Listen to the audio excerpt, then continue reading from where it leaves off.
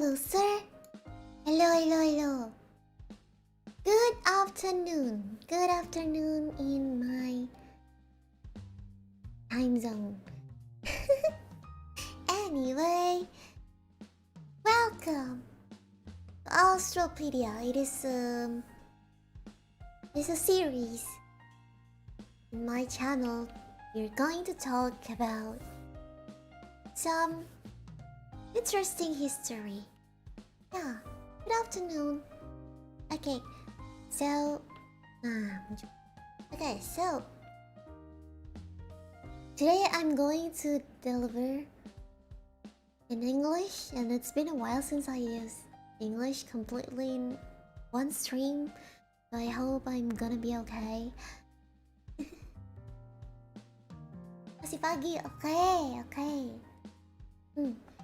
Ya, untuk teman-teman Indonesia, mohon maaf hari ini dibawakan dalam bahasa Inggris ya kelasnya ya. Soalnya kan kita akan bicarakan tentang sejarah Indonesia.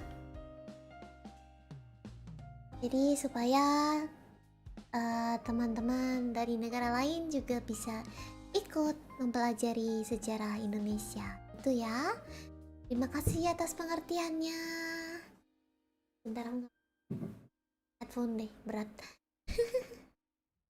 Yeah, thank you so much for understanding. Makasih yang udah pada ngerti ya. Okay, so I'm going to completely talk in English. Thank you for understanding. Before I start, I just wanted to say that August is the month of independence of Indonesia. So we are going to talk about Indonesia history, and from the vote that my members have done, the winning vote is the history of Indonesian transportation. And so during this month, we're going to talk about Indonesian transportation, and today is the opening episode, and I'm going to talk about the brief history of Indonesian transportation. But it's like only the opening statement, not statement, okay. It's like the opening session, so I'm not going to talk about each transportation in detail, because we're going to have a dedicated Alstroepedia stream in this month about each of them. So I'm just gonna go with the brief explanation as the opening episode. Yeah. Thank you so much. So here I have the map of the archipelago of Indonesia, and I'm going to have this pointer. Hello. Oh, yeah. This O letter will serve as my pointer whenever I want to point to a certain place in Indonesia. And we're talking about the history. Okay? Yeah. Let's go. So yes, welcome to August special Alstroepedia series. Maybe I should make some kind of special stinger or special loading screen for my next Alstroepedia session, so you know that this month is a special one. Yeah, okay, I hope I have time to make them. Yeah. And as I said before, this time we will be focused on talking about the history of Indonesia transportation. And now, as the opening episode, I will tell you about the brief history of Indonesia transportation before going into more detail about it in the next episode.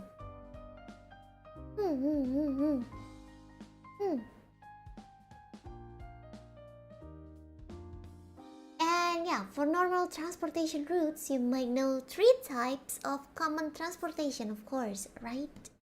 Land, water, and air. So first we will talk about water transportation. I'm going to type something.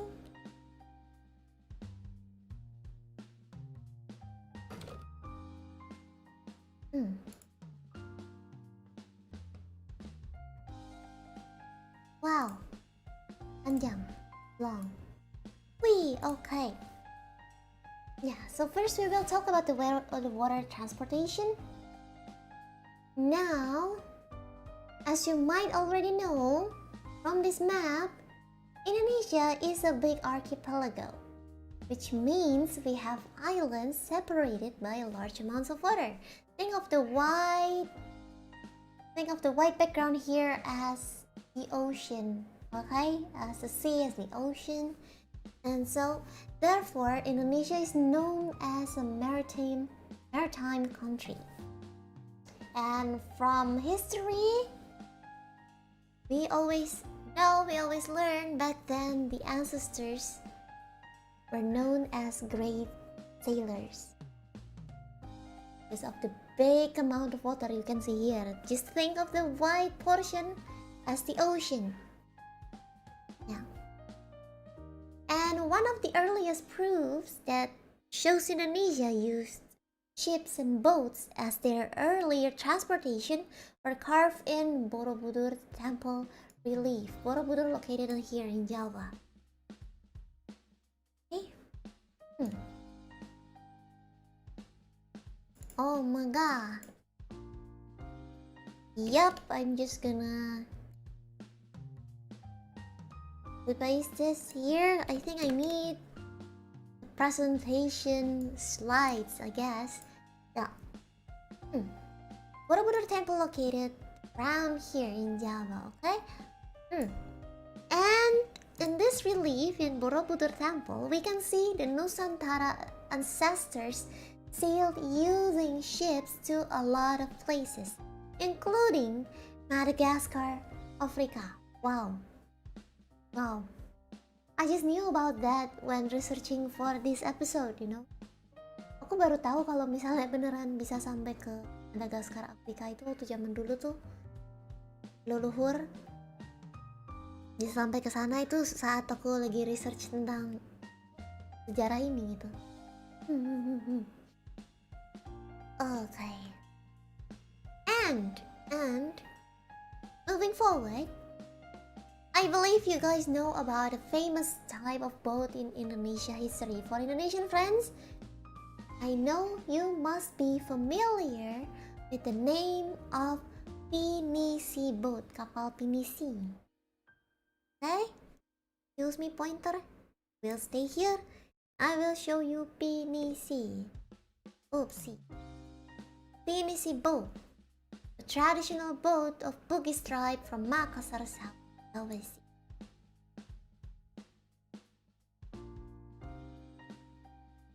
Yeah. There you go, the name is Pinisi. I cannot find an old picture of Pinisi. Traditional one. See, I cannot find them, so I hope you guys are okay with this modern picture of Pinisi boat. I cannot find the old picture of Pinisi boat. It's a traditional boat of Bugis tribe from Makassar, South Sulawesi. One of the icon of Indonesian transportation. There is a wide range of local traditions claiming a much earlier origin for both the words Pinisi, but let's talk about the history of this boat later in another Alstroepedia episode, okay? We will have a dedicated Alstroepedia episode on YouTube or maybe on my social media. Maybe I can make a short video about this boat, because this boat has an interesting long story, but we can conclude the history in one short video. Maybe I can make a short video about Pinisi, because it's not long enough to be to make a dedicated episode of Alstroepedia, but yeah, it might be more suitable for a short video. Yeah. And then when foreigners came into Indonesia, water transportation developed even more, and our people learned more about navigation and sailing, especially since water transportation was extremely important for trading. Yes, it is very important for trading. Jadi makanya banyak yang namanya dagang, teman. Yeah. Yup. Yes, because there's a lot of water around here. Okay, so people. Hello Indonesian friends, I think you might be familiar with PT PAL Indonesia. So if you are familiar with PT PAL Indonesia, we will talk about the brief history of PT PAL Indonesia. It is an abbreviation for Penataran Angkatan Laut, which means how to say this in English? How to say penataran in English? I don't even know the correct word for penataran in English. But basically, PT PAL Indonesia is an Indonesian state-owned enterprise that manufactures ships for military and civilian use. Okay, but I don't know how to say penataran in English. To make it easier, I'll just tell you what does the enterprise do. Basically, it's a state-owned enterprise that manufactures ships for military and civilian use. And beside that, they also conduct repairs and maintenance on ships and engineering. I really need some presentation slideshow, indeed. There you go. There you go. Yeah, but back then, they were founded by V.D. Capulin during the colonial era, specifically in 1823 as a ship repair shop.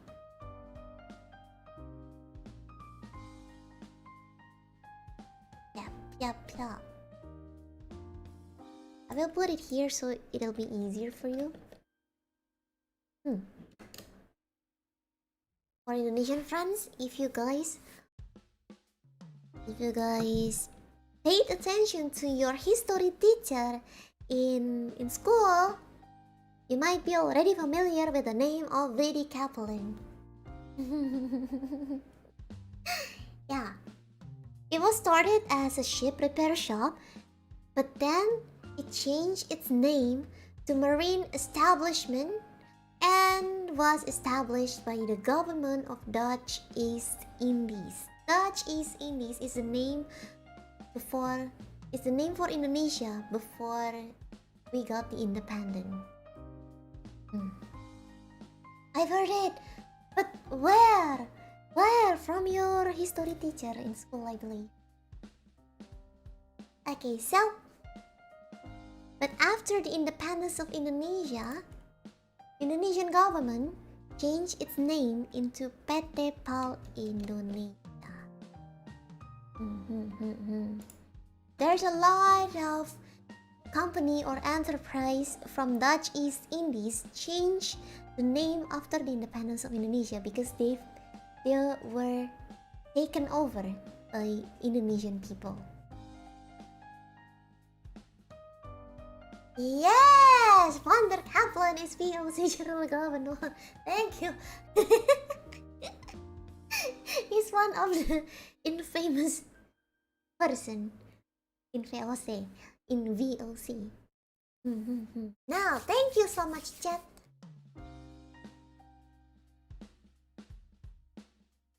Okay, next.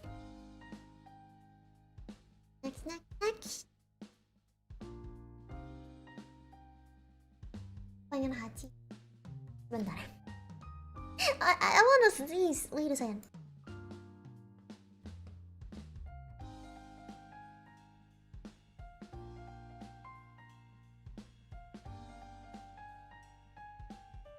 Okay, there you go. You cannot hear my niece. Yay. Okay, okay, so after that brief history of PT PAL Indonesia, we will see some other historical and traditional water transportation in Indonesia. Now, let's move on. Bleep! I will show you some pictures of Indonesian traditional boat.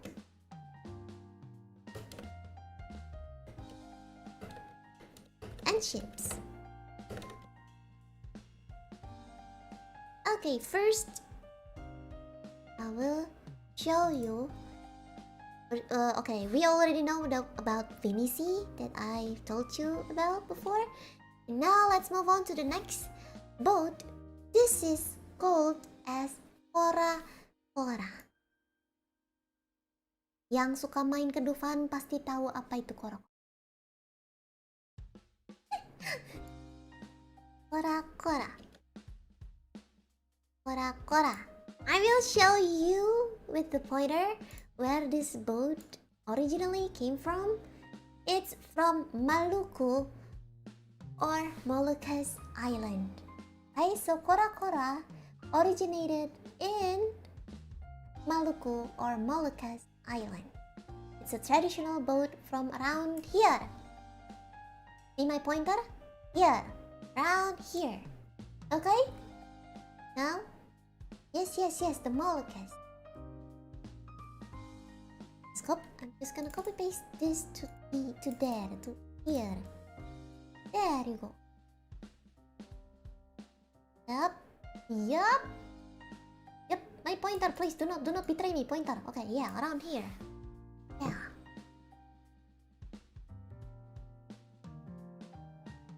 There you go. See? It's kora-kora. Okay? Okay, I will show you the picture of kora-kora. Here you go. Come on, my trusty pointer. Come on. You will see it here. Now, here's the picture of kora-kora. It is used in trading and wars. See?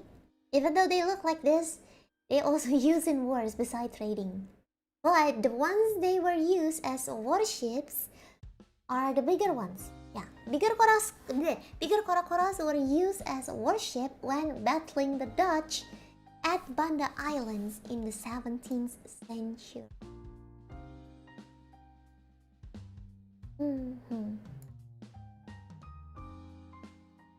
The end.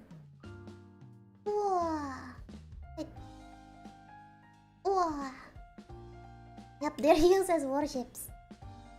The bigger ones, of course, not as small as these, okay?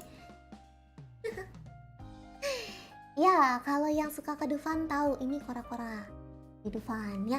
So, fun fact, kora-kora is also being used as as the name of one of the attraction in Indonesian amusement park, which is called as Dufan Fantasy World. The attraction is shown as one big ship that can rock you with extreme angle, and I advise you to ride it first before riding other attraction because it is can make you really dizzy and nauseous, okay? It is one of the extreme rides there where it can go with a specific angle of almost 90 degrees. Not exactly 90 degrees, but almost 90 degrees. It is called as kora-kora because the shape of the attraction is a big ship. Okay. Done with the intermezzo, done with the fun fact. Let's talk about the real kora-kora now. So there's another fact.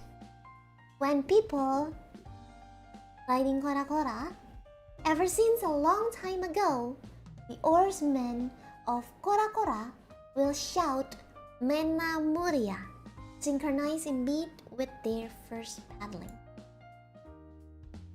So it's like a tradition. It's like a tradition to not to scream, but shout Mena Muria. Mena Muria has the meaning of back and forth, but can also has the meaning of all for one and one for all. So people will shout Mena Muria, synchronizing beat with their first paddle. Mena Muria, like 1, 2, 1, 2, back and forth, maju mundur, maju mundur. It can also has the meaning of all for one and one for all. You know, as the oarsmen, they have to paddle in sync, right? Namuria. Excuse me? Not me. Okay, next boat. I will show you the next boat. It will called as Patorani. Okay, next boat. Patorani. Okay, this is the picture of the boat. This is a very old picture of Patorani. Ever since the 17th century, this boat was being used by Makassar people to fish and to transport people, kayak antar jemput gitu, and for trading. And come on, my trusty pointer, let's show people where Makassar is. Makassar is located in South Sulawesi, so it's the same area. Yeah, it's the same place for kapal pinisi, for the pinisi boat. It is also originated in Makassar, South Sulawesi. And I'm pointing you where the place is. Patorani was being used by the Makassar people to fish and to transport people and for trading. Yeah. And by Makassar, being used by Makassar. Yeah. And it is said that in the period of Goa Sultanate, Patoranis were even used as war boats. And it has the meaning of flying fish catcher. Wow, people, they use the traditional ships for war boats. Of course, yes. Yes, of course. Yep.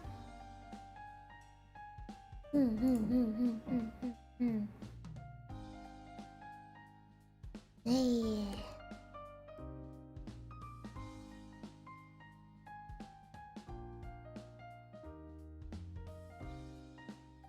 Okay, there you go. Oh yeah, Bugis. Bugis is more northern, but Bugis from Makassar. Bugis tribe came from Makassar, I thought. Yeah. Yeah, of course, like I said before, it is being used by the Makassar people to fish and to transport people and for trading. But it's not as the main it were even used as war boats, but not as the main warships. How to say that? It's not the main warships. Yeah. They improvise.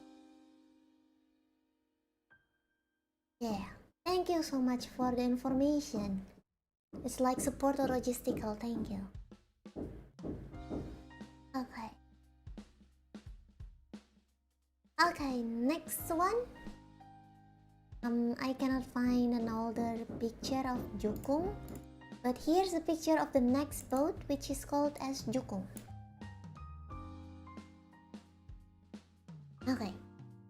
It is also known as Cadik, and it's a small boat from Indonesia.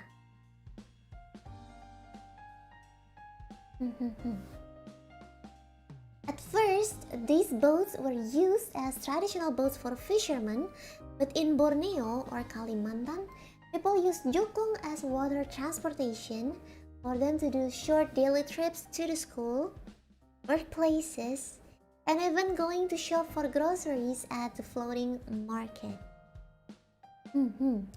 I think nowadays people in Borneo still use jukung. The jukung is still being used there. And if you guys want to know where Borneo is, where's my trusty map? My trusty pointer? This is Borneo. This is the island of Borneo, Kalimantan. There you go. Jukung.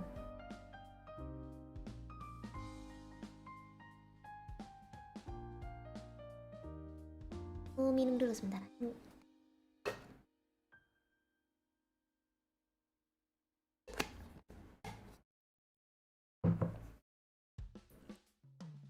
Okay.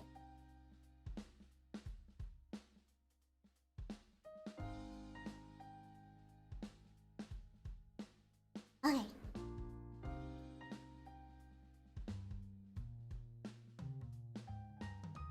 Not exactly middle part, but you know, Borneo has big rivers and there's a floating market there.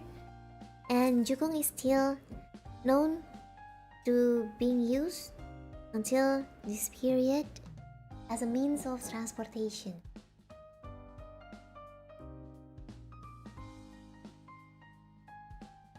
Okay, so there's still a lot of boats and there's still a lot of traditional boats and ships in Indonesia, but this one is the last that I'm going to show you today. This is called as sandek. This one is called as sandek. So sandek became one of the most popular tourism icons. But back then, it is a type of boat that has been used for a long time by fishermen from Mandar people, West Sulawesi. The name came from the Mandar language, which means sharp. There you go. West Sulawesi. Jadi dari Sulawesi Barat ya, Mandar people.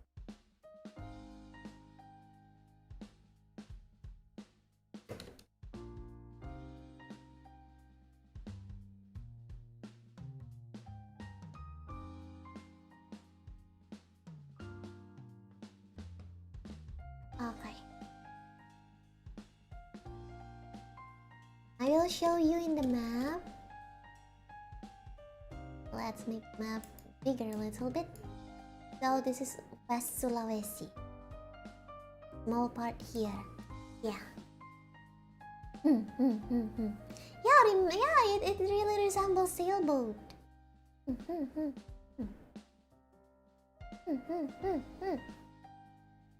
Really similar to sailboat. Yeah, and there's a sailing competition with sandek. Yes. This boat is really famous as a cultural legacy from Mandar people, because before motors being used in modern boats, sandek became one of the most dominant inter-island transportation because the characteristic, it is so swift and fast. Because of their shape, they are known for being really swift and fast. Sandek can also sail against the wind direction with zigzag sailing technique. But nowadays, in modern days, sandeks are used in race festivals. So in this picture, this is not an old picture, but this is a picture of sandek race. Basically, this is a race. I cannot find an older picture of sandek, like the traditional sandek picture. I couldn't find it. So I just used the picture of sandek race festival.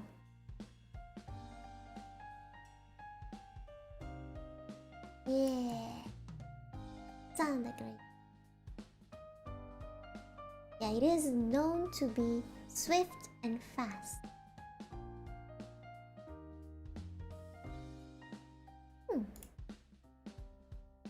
Yeah, they do look similar to modern racing sailboats. Yeah, in other countries. In other countries, I have been to something like sailing museum, like a ship museum, and I saw a lot of ships, including the sailboats, like some varieties of sailboats, and some of them look really similar to sundeck. Yeah.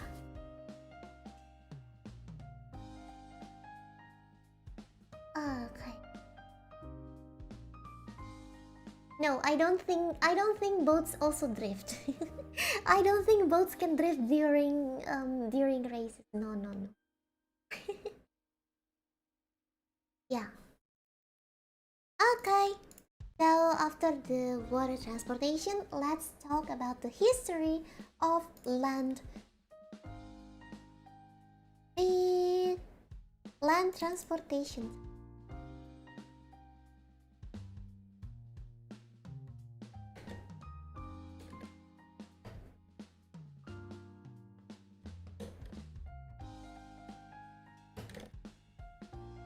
Oh my god, I suddenly feel really dizzy. Lack of sleep, people. Lack of sleep is bad for your health. I think after this class, I need to take a nap. I feel so dizzy. So okay. Let's talk about the history of land transportation, and one of the most famous transportation is, yeah, of course, rail transportation. Yeah, rail transportation. Oh, transportation. It came around during the colonial era, and most railway lines were constructed during the Dutch colonial period. But after the independence of Indonesia, many of these railways were abandoned. Many of the lines were abandoned. And you know, fun fact time, Indonesia is the second country in Asia to establish rail transport. Fun fact. Wah, kegedean itu sebentar. Kepanjangan, kecilin. Nah. Ya, rail fans merasa terpanggil. I don't really know that much about rails, but I really like riding trains. I love riding trains. Especially the intercity train. Like, I like traveling with train. And I can sleep comfortably in my train. Because I like trains. Even though I didn't learn about the train history that much. Because I'm not a densha otaku, but I still love trains. Which country is the first? It was India.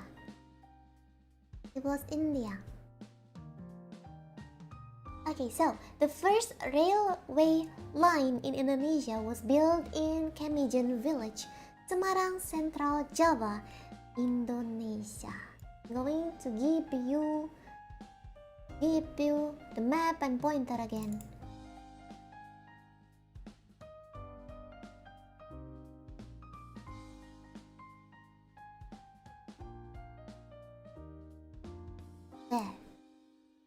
There. There's a village named Kemijen in Semarang, Central Java, Indonesia. Where is the map? Map, come on, my trusty map. There you go, Central Java. And it marked the beginning of rail transportation history in Indonesia, okay? It was built in 17th June 1864. And it started, the first railway started to operate on August 10, 1867.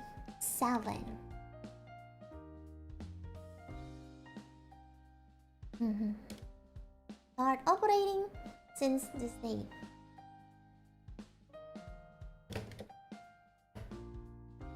started operating. Yeah. And it connected the first built Semarang station to Tanggung for 25 kilometers. Connected the first built Semarang station to Tanggung for 25 kilometers.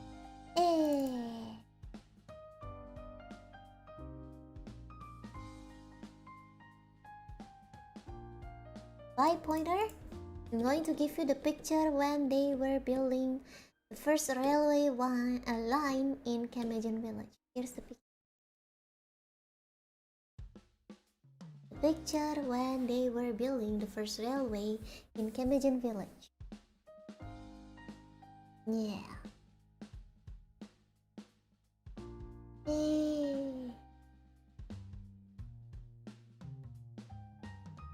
Okay.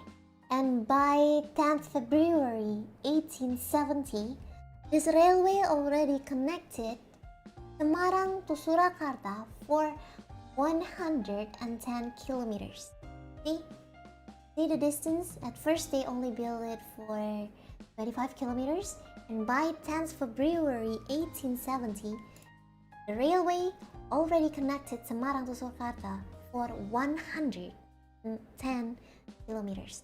And that was the reason why a lot of investors got interested in building other railways in other areas, of course. So, by picture.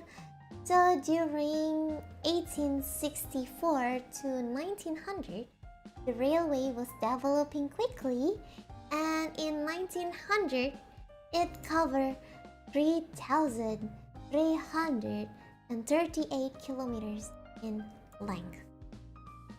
Wow, such a long railway, people! It is very, very long.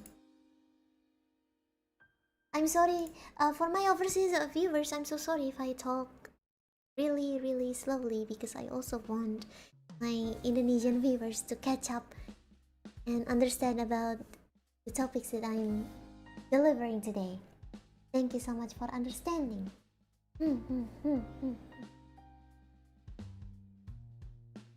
Yeah. Let me drink.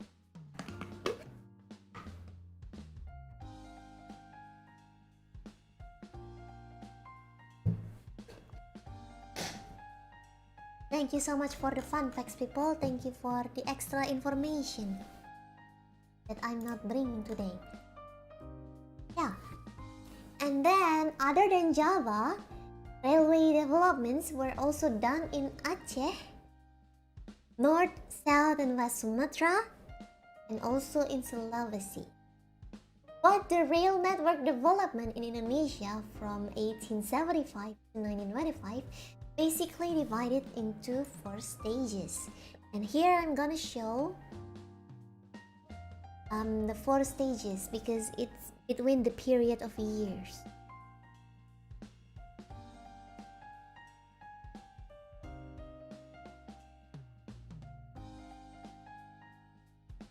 Now, there you go.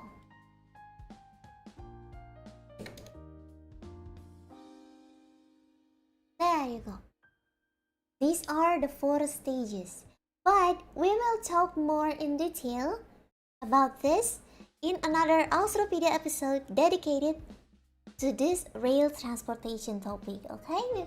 Because this is the month of Indonesia history. Of course, they will have a dedicated episode, of course, so we can talk about them in more detail. And for Indonesian friends, I believe you must be familiar with PT KAI Indonesia or PT Kereta Api Indonesia. It is another state enterprise that serves railways. Because the name of Kereta Api basically means train. Like Indonesian Train Corporation, Indonesian Train Enterprise. Maybe literally we can translate that to English. And here's the brief history of PT KAI. Yeah, I'm gonna show you a picture of one of the train of PT KAI in Indonesia. Okay? So, during the War for Independence, people fought to seize the railways. They took over the railways, and by that, it created the first direct predecessor to PT KAI Indonesia on 28 September 1945. PT KAI Indonesia. Yeah, that's the brief history of PT KAI Indonesia. So basically, people seized the railways. They took over the railways and creating the first direct predecessor to PT KAI Indonesia. September 19.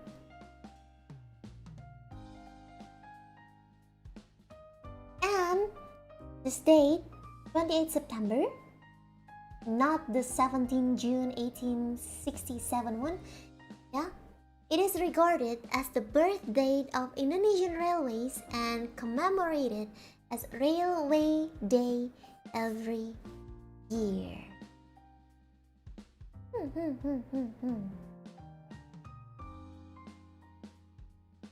Jadi yang dianggap hari kereta api Indonesia itu dirayakan setiap 28 September. But not the 17th June anymore, even though 17th June of 1864 was the beginning of rail transportation history in Indonesia.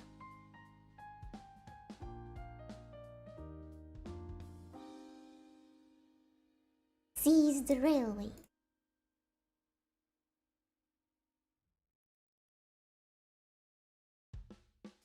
Wow, another fun fact. There's an Indonesian train factory called PT Inka. Yeah. So before changing the name to PT KAI, the name was PNKA, Perusahaan Nasional Kereta Api. Oh, I see. Thank you.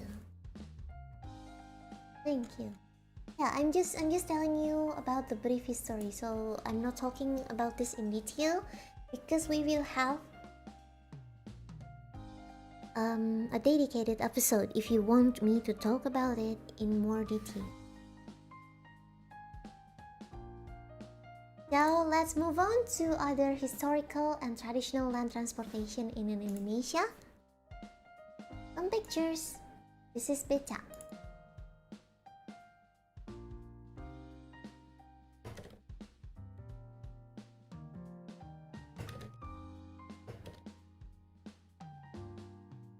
I'm just gonna show you some of it, not all of it, okay?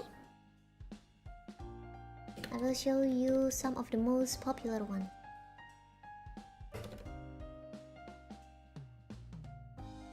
Okay. So first we have beca.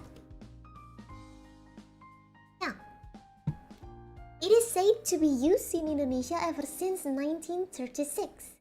The vehicle, as you can see here, it looks like a tricycle with a seat which can fit 2 people in front of the driver. But beca was basically banned in the mid-90s. Is there any of you who were lucky enough to ride beca? Apakah di antara kalian sempat ada yang beruntung gitu masih bisa naikin beca? Layla belum sempat naik beca sama sekali, tapi mungkin Layla bisa time travel aja ya. Maybe I can just time travel. Oh, I've tried to ride. Oh, maybe to drive. You've tried to drive one of those? Wow. Power tuk-tuk, yes, power tuk-tuk. Tuk-tuk is more similar to bajai here. Yeah, similar. Maybe like this is like a bicycle powered rickshaw. Would you cover the history about the automobiles in Indonesia? Yes, maybe we can do that. I will open a poll. before deciding an episode? Maybe you guys can vote about it. Can vote which specific topic of Indonesia transportation for me to bring in the next Alstroepedia episodes for this month. This is Beca. Exactly, it is banned in the mid 1990s. Okay, next one we will see Delman. Now this one is called as Delman. Yeah. So Delman is invented by a Dutch engineer named Charles Theodor Delman. Now you know where the name Delman came from. Invented by Charles Theodor Delman. And Delman still exists until now. Okay, it still exists until now. But let me tell you first that in the mid 18th century, it was invented by Charles Theodor Delman and became the most popular land transportation in Batavia since the beginning of 19th century. Now, Delman operations are being restricted, so they are only allowed to operate as tourist attractions, so it's no longer being used as normal transportation anymore, only for tourist attraction purposes. Okay? Yeah. They are now being restricted, so they are only allowed to operate as tourist attractions nowadays. Okay? But back then, in the beginning of 19th century, it became the most popular land transportation in Batavia. Maybe it looks similar to cart, to caravan, to horse cart in Europe. Maybe like omnibus, like omnibus from England. You know, I know omnibus because of Great Ace Attorney Chronicles. Yeah, maybe it's similar to omnibus, but it's not fully covered with vehicle walls. Okay, Delman was. It is open. It is opened with a shelter above your head, but it's not fully enclosed like omnibus. Yeah, similar to European carriage. And I can say that Delman functions similarly as omnibus because you can charter Delman. You can rent to Delman. You can ride in Delman. Not individually, like not only for you only, but you can ride it along with strangers. You know, just like bus, you can ride it together with strangers that you might or might not know. And you know what? There's a children's song made for this specific transportation called Delman. I can sing just a little bit for you. Okay, yeah. People in chat, Indonesian people in chat, maybe you can help me with putting the lyrics on this. I forgot about the lyrics. Okay, I will turn off the BGM now because I'm gonna sing the children's song about Delman. Oh, nggak salah sih lagunya kayak gini. If I remember correctly, the song is like this. Pada hari Minggu ku turut ayah ke kota. Naik Delman istimewa ku duduk di muka. Duduk samping Pak Kusir yang sedang bekerja. Mengendarai Delman supaya baik jalannya. Oi, tuk tik tak tik tuk tik tak tik tuk tik tak tik tuk. Tuk tik tak tik tuk tik tak suara sepatu kuda.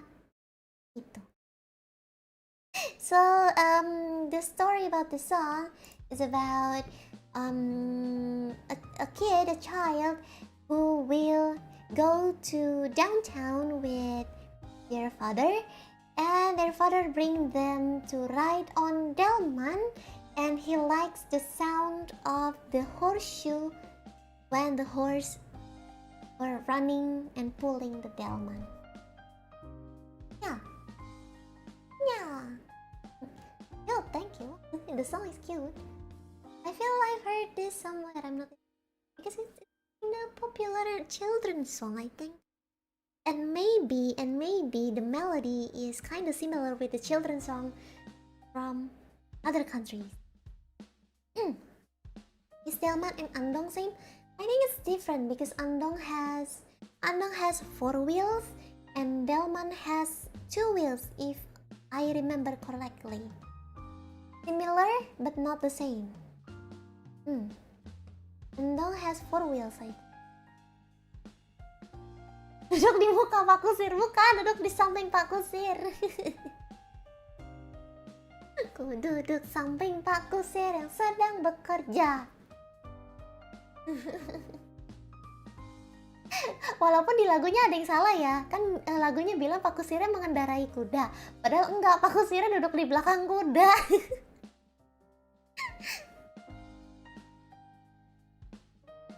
Okay, so move on to the next one. We now will see oplet.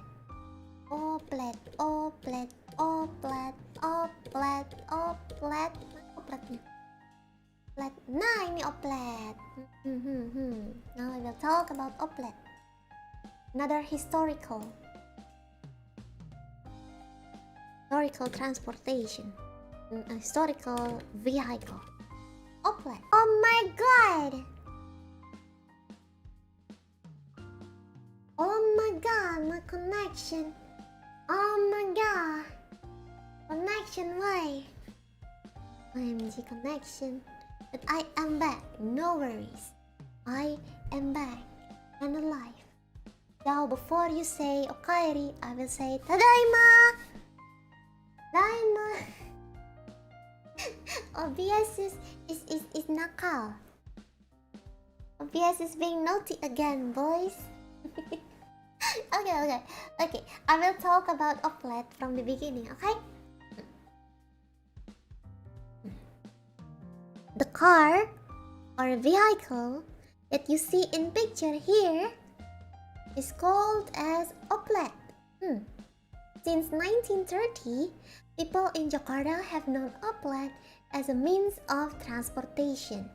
And during 1960 to 70-ish, it became really popular, especially ever since TV shows during that period showed oplet a lot. But yeah, you know, one of them is called Dul Anak Betawi. Yeah, Dul Anak Betawi is a really popular TV shows back in that period, and it shows oplet a lot. That's why it became really popular. But oplet started to disappear ever since 1980 because it is said that governor of Jakarta back then in 1980, named Cokro Pranolo, banned oplet from operating since 1980 and changed them to micro.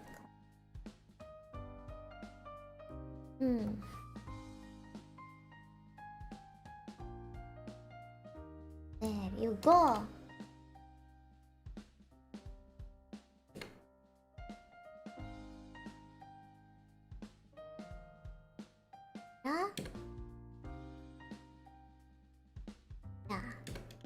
Then microlet appears. Microlet is another transportation using a car with the same light blue color, but the door is not from behind anymore, but the door for the passenger is from the middle part of the car. Like microlet will have the door around here, and it is a open door, like the sliding open. Is there any of you who were lucky enough to ride an oplet? I've only been in microlet but not oplet. I'm sad Maybe I have to do maybe I have to time travel and experience riding a noblet. Yeah, it's an antique car. Yes. One of the it's a Chevrolet, but other than Chevrolet, they also use another brand. They also use another car brand other than Chevrolet. I think it was Ford or something. I forgot which brand it is. Oh, Oplet still exists around around 2000-ish? Oh, I see. Oh, it's Austin, but originally Chevrolet. Yeah, oh yeah. Wow. It has Chevy Chevrolet, Dodge Morris, and Austin fleets. Oh, wow. Wow. That is very nice to know. Maybe we can talk about automobiles in Indonesia.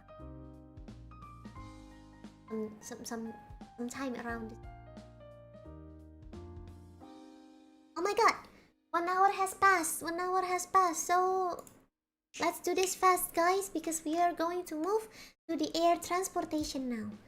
Time to talk about the air transportation. Transportation.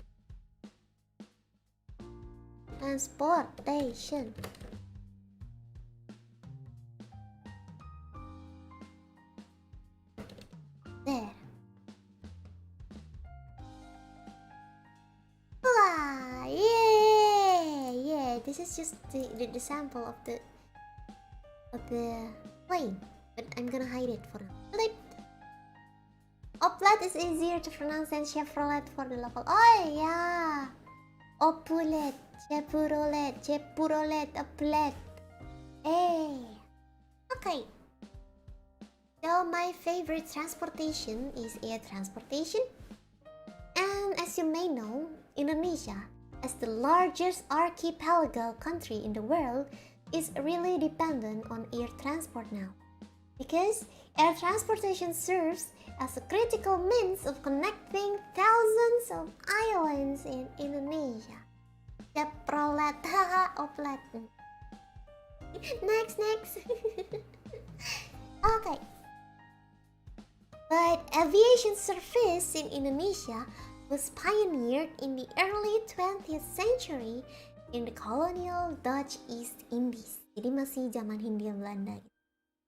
So, do you know the airlines of Dutch? ALM? It's a Royal Dutch Airlines. On 1st October 1924, they started its first intercontinental flight. Jadi beda benua gitu ya, intercontinental, connecting Amsterdam to Batavia. It's called as Jakarta in a Fokker F7 airplane. And there is the picture of Fokker F7. I'm gonna type it for you. So on 1st October, I'm just gonna copy paste the name of the airlines because it is so hard to read.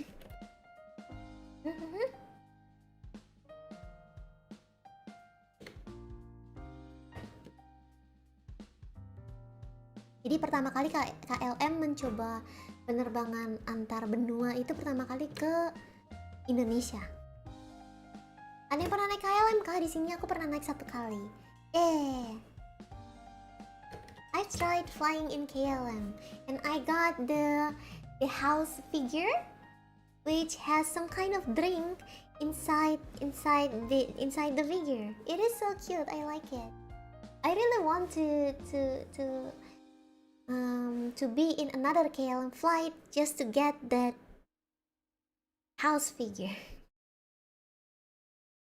It is a really cute house figure. Wait.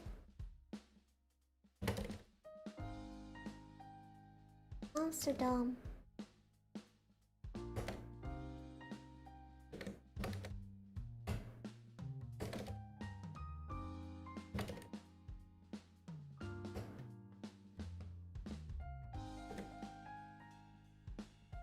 Ini. Here's a picture of a Fokker F7 airplane. Wah, mau aku juga mau. Wait. Oh, that one is Fokker's Turbo Pro. Wow. Let me see. Is there any pictures of Fokker F7? Fokker F7, okay. I have some other pictures. I've never seen it before. Yeah. So basically this plane, Fokker F7, is the type of the first plane that land. That is picture. I need picture. Wait a second. I need picture. Picture, come on.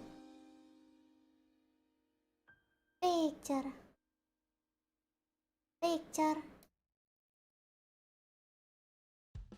I don't know if it's in service nowadays. I don't know. Yeah. Okay, so here's a sample of us. Fokker 7B. Okay, here I got the picture of Fokker 7B, the first plane to fly across the Pacific Ocean. First plane to fly Pacific Ocean, of course, Fokker F7B. This is just a sample of a Fokker 7 airplane. I didn't manage to find the very first Fokker 7 that landed in. Let me try to find a picture. Let me try to find it.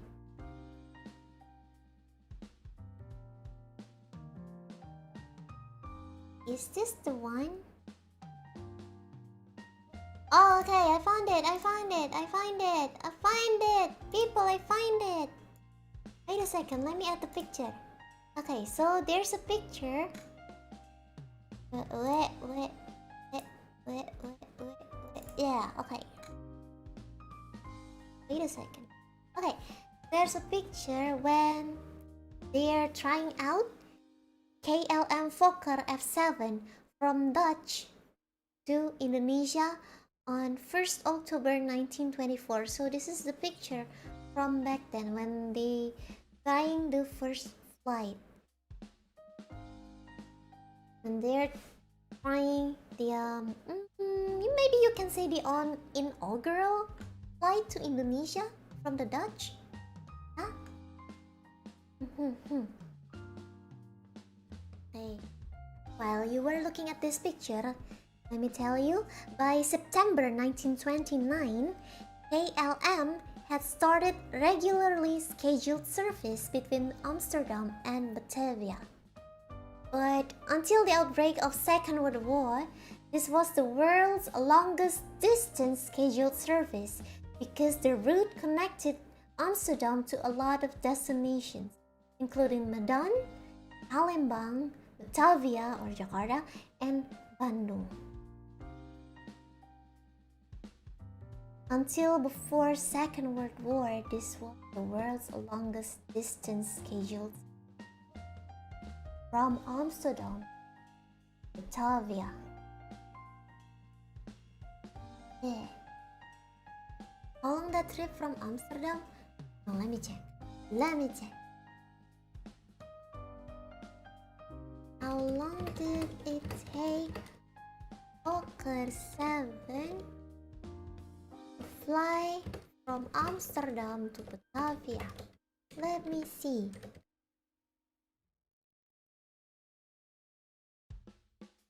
Oh my god! Okay. Maybe we can talk about the history of this flight, of this specific first flight from Amsterdam to Jakarta in a short video. We can talk about this in a short video because it is a very long flight. It took 55 days with a total of 127 flight hours from Amsterdam to Jakarta. They have to stop at several places. Yes, they have to stop at several places, so they have like layover, transit, maybe layover, transit. I don't know how does it called exactly, because they have to refuel, of course, right? The distance is really long, and it was a small plane. It's a small plane. I will make a short video about this flight specifically sometime this month, okay? And I hope you guys can be patient to wait for it, okay? Jadi nanti Layla kayaknya bakal bikin short video tentang sejarah penerbangan yang satu ini, karena ini ceritanya nggak cukup panjang untuk Alstroepedia episode, tapi kepanjangan buat jadi short atau diketik di Alstroepedia tweets gitu. Jadi dibikinin short video aja kali ya. Karena staff juga menyarankan Layla untuk bikin short video untuk Alstroepedia, jadi mending sekalian ya. Oke, next. Let's move on.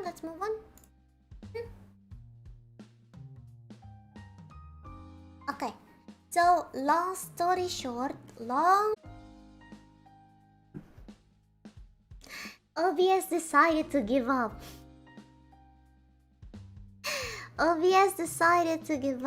Pian.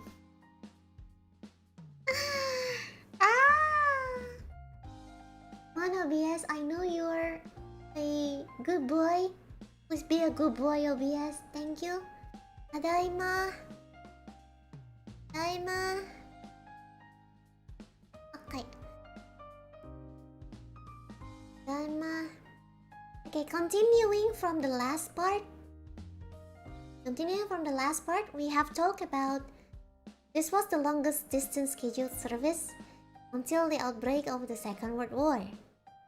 But long story short, during the Japanese attack of the Dutch East Indies.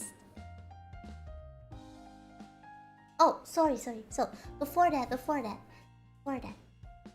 there's an airline separated from KLM, which is called as KNILM, established on 16th of July 1928. We'll hide the picture. Dash have a very hard name again, very hard to pronounce name. This is established on 16th July 1928. Okay? This is the airline for the Dutch East Indies. So this is the first airline for the Dutch East Indies atau Hindia Belanda ya. Jadi Indonesia sebelum jadi Indonesia masih Hindia Belanda, ini jadi airlinesnya. Its first regular operation were between Batavia Bandung and Batavia Semarang, starting on the 1st November of 1988. And the inaugural ceremony was held at Cililitan Airport in Batavia, which is known as Halim Perdana Kusuma International Airport.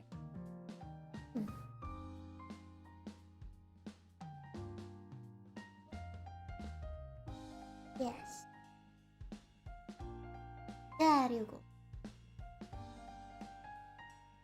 But first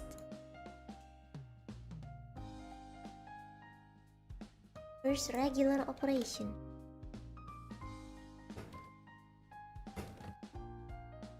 Starting on 1st November 1928.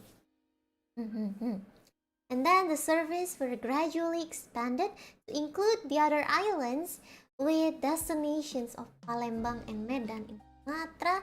I will show you the map.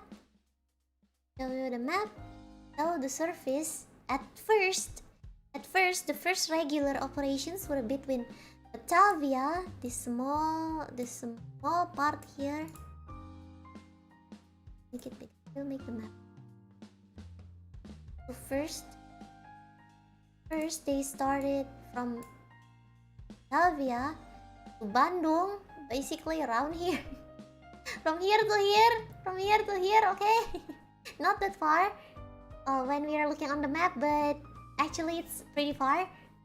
Yeah, and then the next and they also operate from Batavia, Semarang in Central Java, okay? But the service gradually expanded to include other islands with destinations of Palembang and Medan. So Medan is around here, and Palembang, okay? Palembang is around here in West Sumatra, and Medan is in North Sumatra. And then also Balikpapan and Tarakan in Kalimantan. Balikpapan is around here. Here in Kalimantan. And also they also fly to Denpasar, Bali. You already know where Bali is. This is Bali. And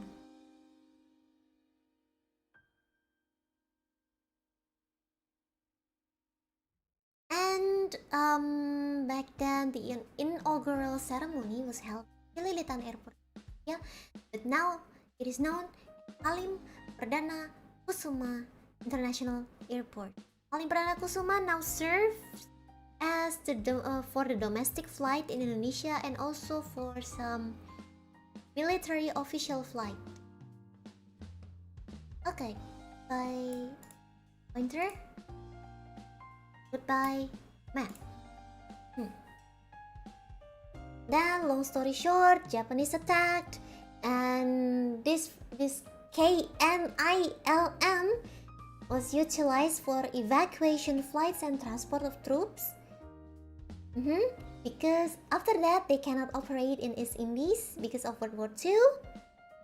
And then Indonesia also went in war for independence. So KNILM disbanded completely on August 1947 because of World War II and the War of Independence.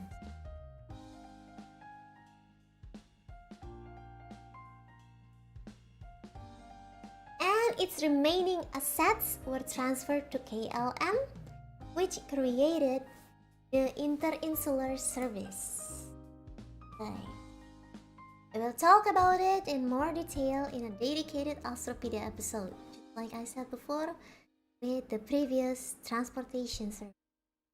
Okay, so we're going to fast forward again to the independence period. After the War of Independence ended, in 1949, its service reopened for business. But it is already nationalized by the Indonesian government in December 1949 as Garuda Indonesia. You might have heard of Indonesia National Airlines. It's called as Garuda Indonesia, national airline of the Republic, and began to operate air services in Indonesian archipelago. Well, Garuda Indonesia now also offers services to fly other countries too. So from Indonesia to other countries like Japan, Singapore, and anywhere else where it creates a service. So yeah, basically we just heard the history of Garuda Indonesia. Yeah. Yes. Halim Perdana Kusuma International, by the way, also serves as an Air Force base. Ooh. I don't think Halim in international or domestic.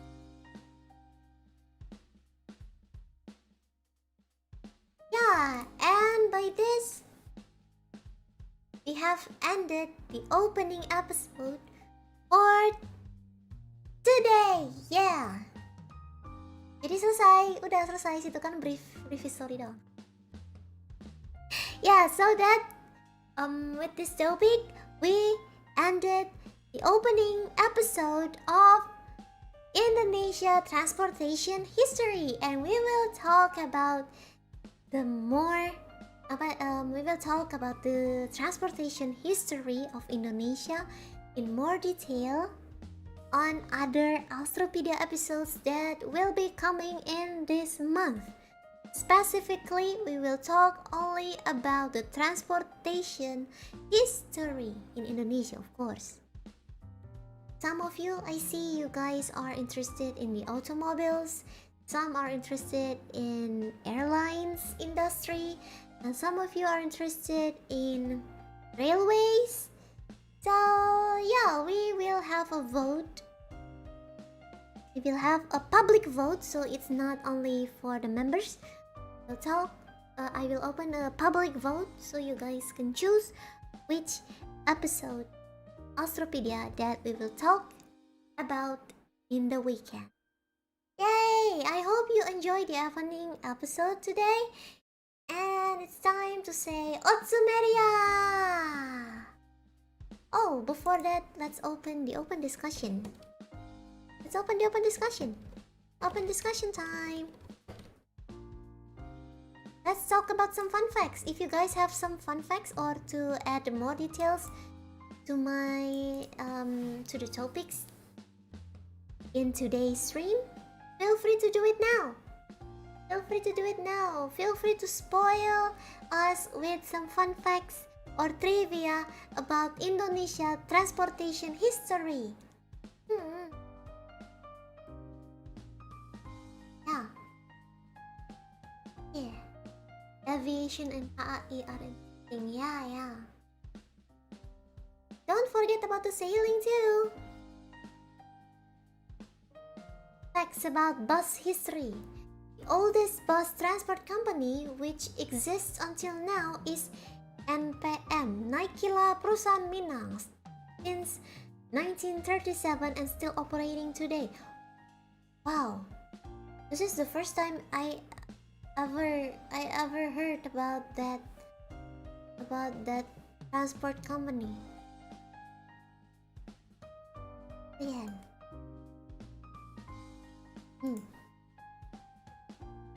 Thank you for the super chat, Dipindeyasan. Oh my! Not for the class. I learned as usual. Otsu, thank you. Madam, Anthony Fokker, inventor of Fokker plane, was born in Blitar. Oh! Wow! Madam, are you going to talk about Indonesian motorsport history as well for the automobile stream? I think you're gonna like the history in general. Oh, maybe we can do.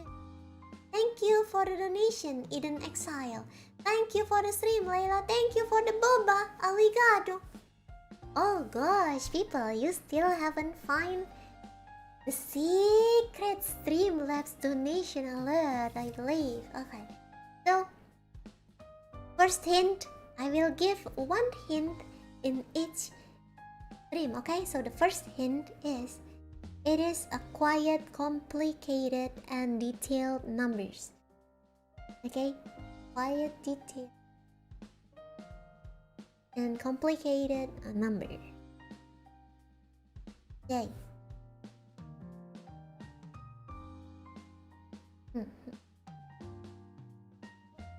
So I have a secret alert.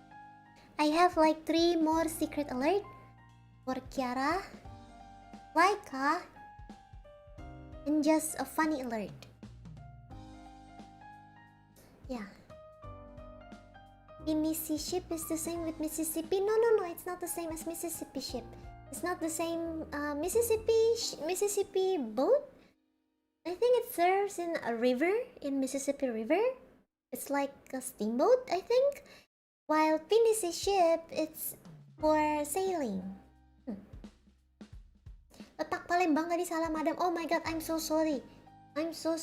Sometimes I forgot about the other capital city. 25.000 dari seseorang. Yeah. Four numbers that starts with 1.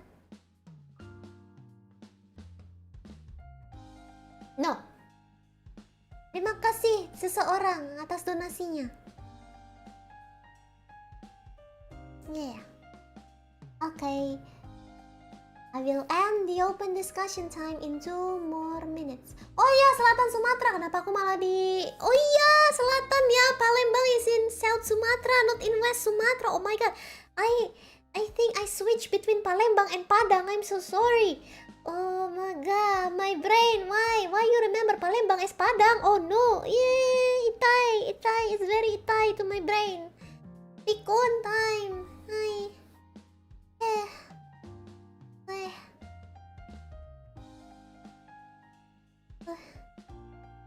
Are you craving for nasi padang, madam? Craving for what? Oh? Oh?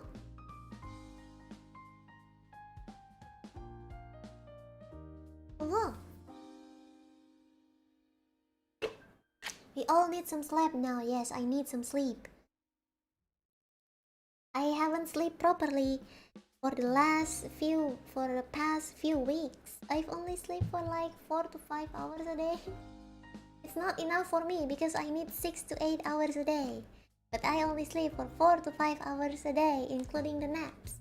Because I usually sleep for 1 hour, like 90 minutes for naps, and then 4 hours for nighttime sleeping.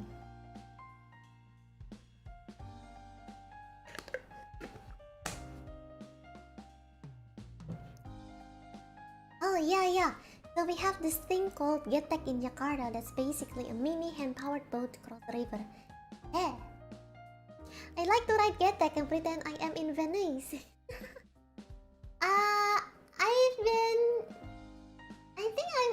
I've rode on getek a few times. Ya, kayaknya aku pernah naik getek beberapa kali. Aduh, jadi pengen pempek. Okay, it's 12:30 and the class have been going for 90 minutes now. Thank you so much guys for watching. Thank you for coming to the opening episode of this month's topic of transportation history in Indonesia. See you on my next stream. Oh yeah, I will upload my weekly schedule later tonight, okay? I will take a nap now because I am sleep deprived. Very dizzy and very sleepy. See you later guys.